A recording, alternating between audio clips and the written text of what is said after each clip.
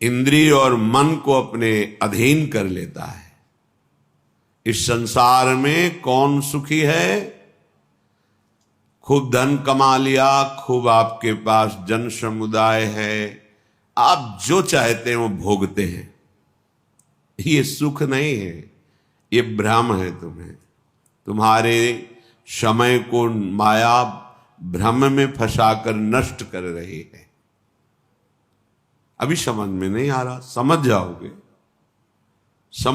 जब इनका फल आएगा तब समझ जाओगे।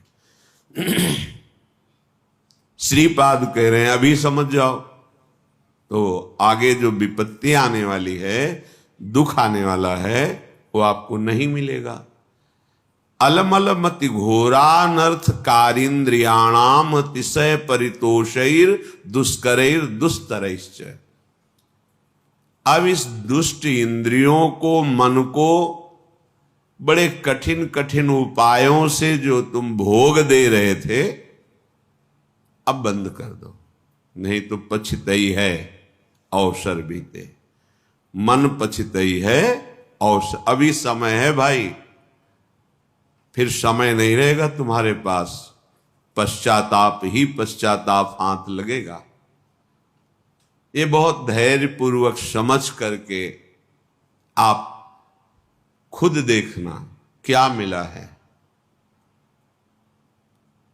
जब किसी पर तुम आसक्त होते हैं तो माया की चाल होती है। कभी वो ऐसी वृत्ति प्रकट करती है, वस्तु, व्यक्ति, स्थान, कि आप एकदम राग में डूब जाएं, और कभी स्वाभाविक ऐसी वृत्ति प्रकट करती है कि आपको भारी जलन पैदा हो। अब राग छोड़ नहीं सकते, अब जलन से हो। धीरे धीरे वो राग ऐसी प्रतिकूलता पैदा करता है कि उसके हृदय में बस यही आता है, अब तो हिंसा ही एक उपाय है, या अपनी या सामने वाले की। ये माया की चाल। जो कहा गया है कि सर्वनाश हो जाता है, वो यही सर्वनाश है। कामा संजायते क्रोधा, क्रोधा स्मृति विभ्रम, स्मृति भ्रंशात बुद्धिनाशो, तो बुद्धिनाशात प्रणश्यति। बुद्धिनाश को ही सर्वनाश कहा गया है। बुद्धि नष्ट हो गई मतलब सब कुछ नष्ट हो गया। बुद्धि में प्रकाश हो रहा है मतलब सब कुछ प्राप्त हो रहा है। ये बहुत घोर अनर्थकारी इंद्रियां हैं, श्रीपाद कह रहे हैं। सच्ची, जिस समय हम उपासक की बात कर रहे हैं, उपासक एकाग्रता पूर्वक सही दिनचर्या 2, 4, 10, 20 दिन, महीना भर चलाएगा, एक आनंद की उमगन आएगी। आनंद की उमगन में वो थोड़ा बेपरवाह होने लगता है। जहां थोड़ा बेपरवाह हुआ, उस बेपरवाही में इंद्रियों से फंसा देते हैं। हंसी, मजाक, मनोरंजन। जहां वो इसमें हल्का सा फंसा, रास्ता बना दिया भोग का। जहां उधर लगा तो उसे लगा कि जीवन का लाभ यही है, गिर गया। जहां गिरा बस फिर जो दुर्दशा होती है वो केवल उसका हृदय जानता है। उपासक की बात कर रहा हूं। विषयी पुरुष तो उसमें गर्व करता है कि मैंने आज ये भोगा, अज्ञानी। लेकिन उपासक की जो दुर्दशा हृदय में होती है, सच्चा, इसीलिए कह रहे हैं अलमल मति घोरा अनर्थकारी इंद्रियाणाम मतिशय परितोषैर दुष्करैर दुस्तरैश्च। इनसे पार पा जाना बहुत कठिन है मन और इंद्रियों से। इनका दुलार करते करते तुम्हारी दुर्गति हो गई है। दुर्गति का तात्पर्य हम किसी बाहर प्रकरण से ना लें, अंदर से लें। क्या तुम्हारा चिंतन चल रहा है? देखो अपने चिंतन की दशा। कोई व्यक्ति होगा, कोई वस्तु होगा, कोई स्थान होगा, या राग में चिंतन हो रहा अनुकूल, या द्वेष में प्रतिकूल। जलते रहो, इस पावन समय को नष्ट करते रहो। यही नष्ट कर, यही दुर्दशा है। बोले भोगोगे तुम्हारी दुर्दशा होगी, तो तुम दुर्दशा को ले जाते हो केवल शरीर में कि कोई अंग भंग हो जाएगा। नहीं, वासनाओं की भीड़ जमा हो जाएगी, बुद्धि निर्णय करने में असमर्थ हो जाएगी, तुम शोक, चिंता, इन दुखों से व्याप्त हो जाओगे, विषाद से ग्रस्त हो जाओगे, कोई रास्ता ही नहीं मिलता। ध्यान रखना, भगवत शास्त्र विरुद्ध आचरण करने वाले को शांति का कोई रास्ता ही नहीं मिलता।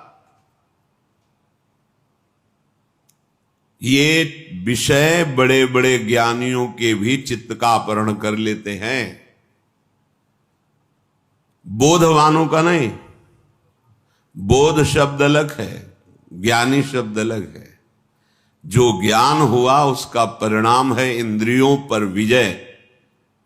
श्रद्धावान को ज्ञान प्राप्त होता है और ज्ञान प्राप्त उपासक अपनी इंद्रियों पर विजय प्राप्त करता है। फिर जो बोध होता है वो परम शांति मचिरेणाधिगच्छति, वो परम शांति को प्राप्त होता है। पहले तो मानो ये बात कि तुम्हारा मन और इंद्रियां अनर्थकारी हैं। अब इंद्रियों को दुलार करना बंद करो, ये घोर अनर्थ पैदा कर देती है, घोर अनर्थ। वर्षों लगता है इंद्रियों को कब्जे करने में, कुसंग में कुछ मिनट में वर्षों के द्वारा शासन में लाई गई इंद्रियां एकदम फ्री हो जाती है। वर्षों की कमाई एक मिनट में गमाई। बहुत बड़ी चाल है इन इंद्रियों की। साधक उन्हीं इंद्रियों से खुशी चाहता है, आनंद चाहता है। वो देखकर मनोरंजन करके समझता है मैं बहुत विद्वान हूं, बहुत ज्ञानी हूं, बहुत चतुर हूं, हमारी कोई बात जानता। अरे किसी के जानने की जरूरत नहीं, तुम ही जान जाओगे। रोगे, कोई आंसू पोंछने वाला नहीं मिलेगा। हमारी ये बातें कड़वी जरूर लगेंगी लेकिन बहुत मीठा फल देने वाली। यद तग्रे विषम्यु परिणामे अमृतोपमम। ये बातें सुनने में तुम्हें विष जैसा लगेगा, परिणाम में अमृत मिलेगा। विषय भोग प्रलोभन की बातें अमृत जैसी पहले सुनने में लगती, परिणाम बहुत भारी विषवत होता है। विदधति सशोको एन केनापि देह स्थित मधिवश वृंदारण्य में कांतरत्या। अब इन इंद्रियों को दुलार करने का प्रयोजन छोड़ो, पहले निश्चय करो शास्त्र सम्मत विषय सेवन करेंगे, अन्यथा नहीं। तो जो जहां है शास्त्रा अधिकारानुसार भगवत समर्पित विषय, यही सबसे बड़ा बंधन है। यही बंधन जिसे आप सुख समझते हैं ना, यही सुख भाव से इस ज्ञान समुद्र जीव को बांध लिया माया ने, जिसका कभी भी बंधन नहीं हो सकता, वो इसी सुख भाव से बंधा हुआ है। अगर दुखालय को दुख बुद्धि से देख पावे तो अभी भाग पड़े भगवान की तरफ, इसीलिए नहीं भाग पाता।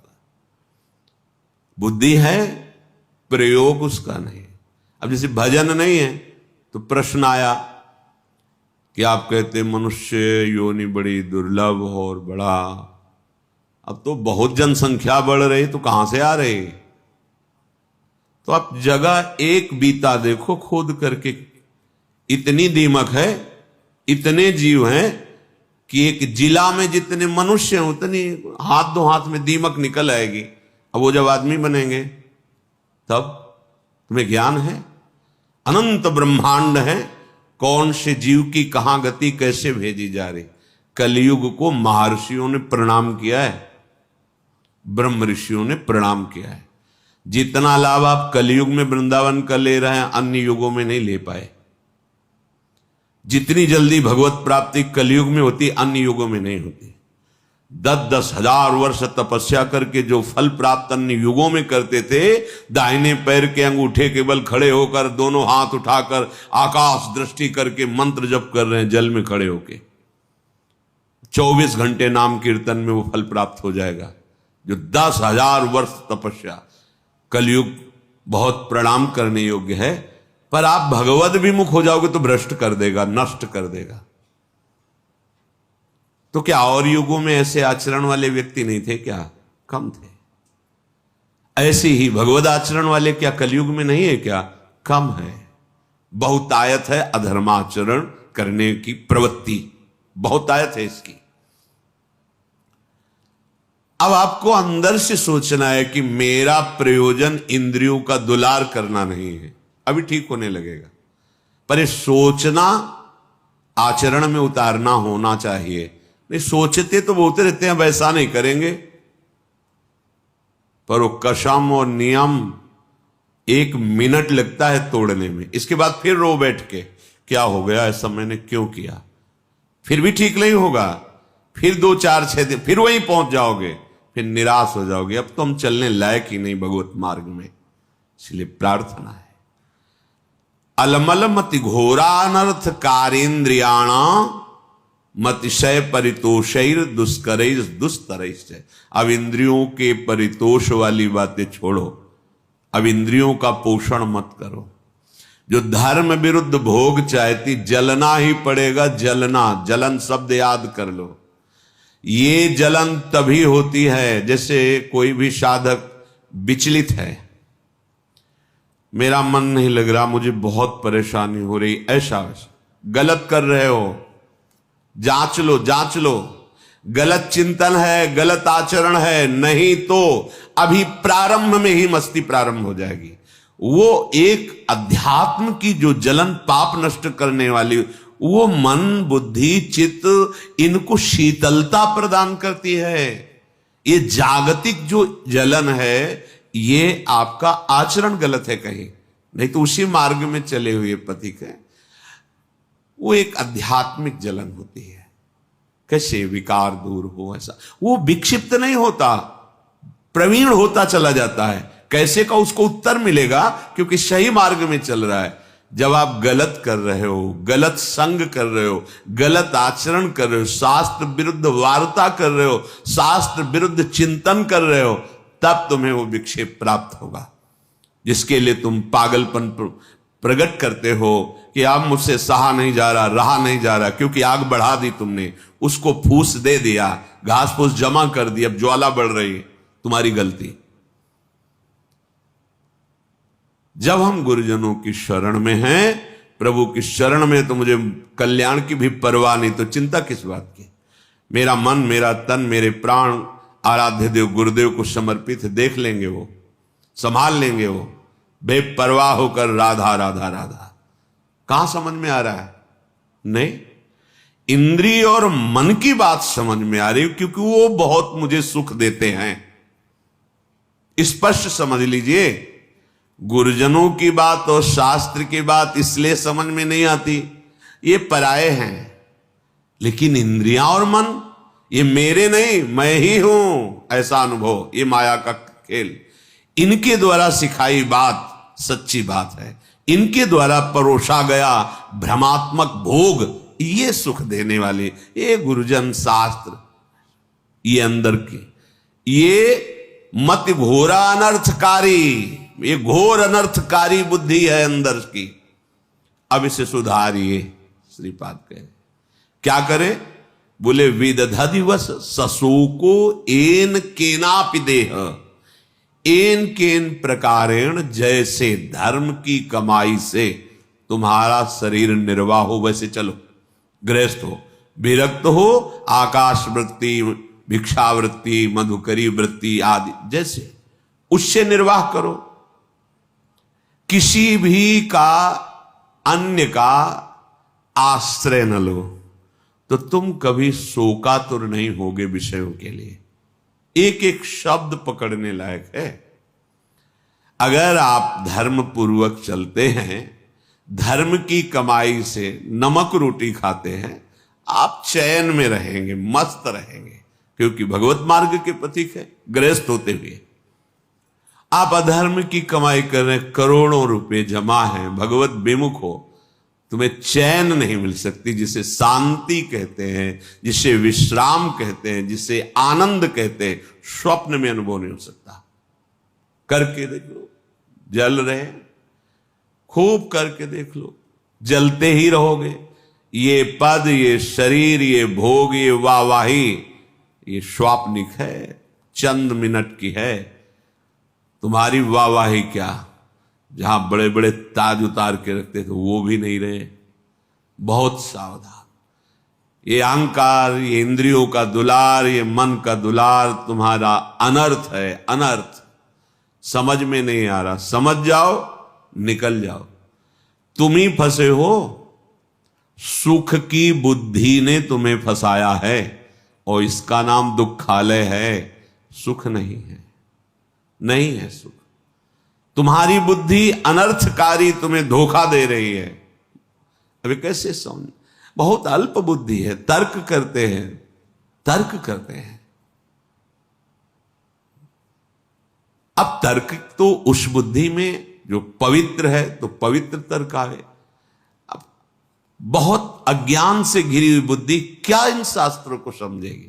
तुम्हारा भोजन ठीक नहीं, थोड़ी भी मर्यादा नहीं, गुरुजनों का सेवन नहीं, पवित्र विचार नहीं, तो तुम शास्त्र समझ जाओगे। जो ब्रह्मानंद में, भगवदानंद में छके हुए महापुरुषों ने आंतरिक अनुभव लिख, वो तुम समझ जाओगे। बहुत बड़े महापुरुष हो गए तब तो। नहीं, पहले शरणागत हो, अहंकार गलित करो, फिर जब अहम रहित बुद्धि होती है, वो भगवदानंद पर विचार करने की योग्य हो जाती है। अभी तो देहाभिमान है, जितना भी चिंतन करोगे वो प्रकृतिजन्य ही होगा। तो जैसे बने एन केन प्रकारेण धर्म युक्त पदार्थों के द्वारा शरीर यात्रा करो। एन केनापि देह स्थित, ये चटोरापन इंद्रियों का बंद करो।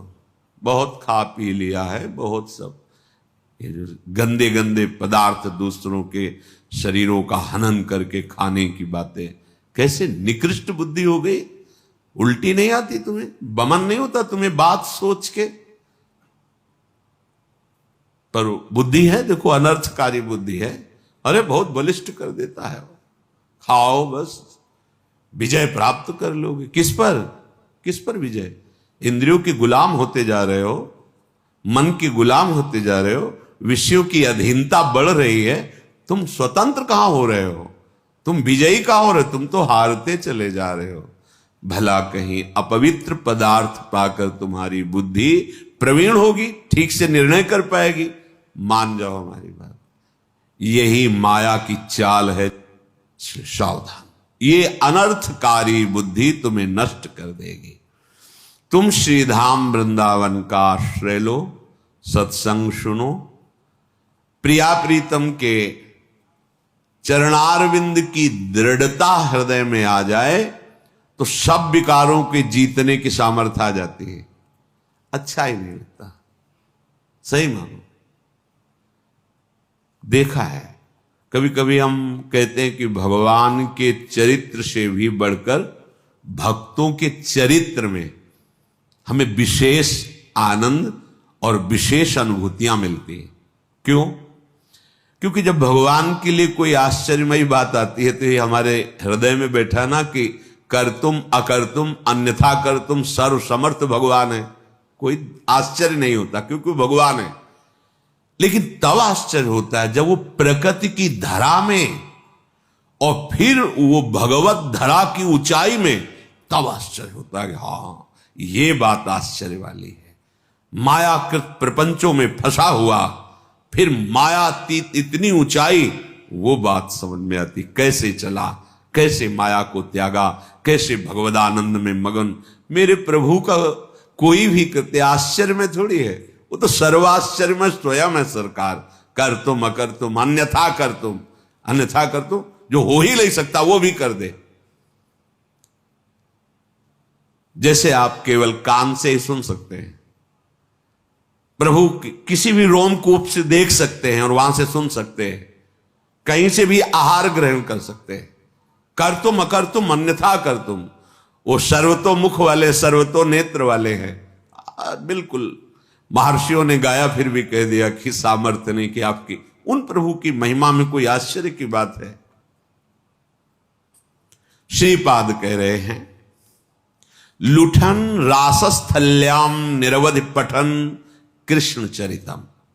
जैसे हो सके वैसे देर निर्वाह करो धर्मयुक्त पदार्थों से। तुम्हें शोकातुर नहीं होना पड़ेगा विषय के लिए, संसार के संबंधों के लिए या किसी भी व्यवस्था के लिए नहीं होना पड़ेगा। हम अल्पज्ञता के कारण शोकातुर भविष्य के लिए हो जाते हैं कि भविष्य में हमारा क्या होगा, वर्तमान तो ठीक चल रहा है। ये भविष्य की जो बात है वो शरणागत नहीं है, इसलिए है। बोले शरणागत नहीं, वो तो साधु है। अरे तो बेस रख लिया है, अभी हृदय शरणागत नहीं हुआ, भविष्य की चिंता बिल्कुल, न भूत की, न वर्तमान की, न भविष्य की। शरणागत के हृदय से इन चिंताओं का अपहरण हो जाता है। भगवान बलराम जी को सखा का रूप रख करके खेल रहा था प्रलंबासुर। देखा श्री कृष्ण तो बड़े चतुर हैं, इनको प्रवीण हैं, इनको खेल में फंसा के ले जाना बड़ा कठिन। तो बलराम जी को उसने अपनी पीठ में लाद लिया। बलराम जी को भय लगा, फिर स्वरूप का वो एकदम एक घूसा मारा, पधार गए। तत्कालिक तो भय लगा ना कि असुर अपहरण कर रहा है। ऐसे कितना भी हो तत्कालिक, अब जैसे अभी कोई बड़ी जोर की आवाज हो, ऐसे सब हो जाए, वो तत्कालिक विचार जब विवेक से करे तो उसे काटा जाता है।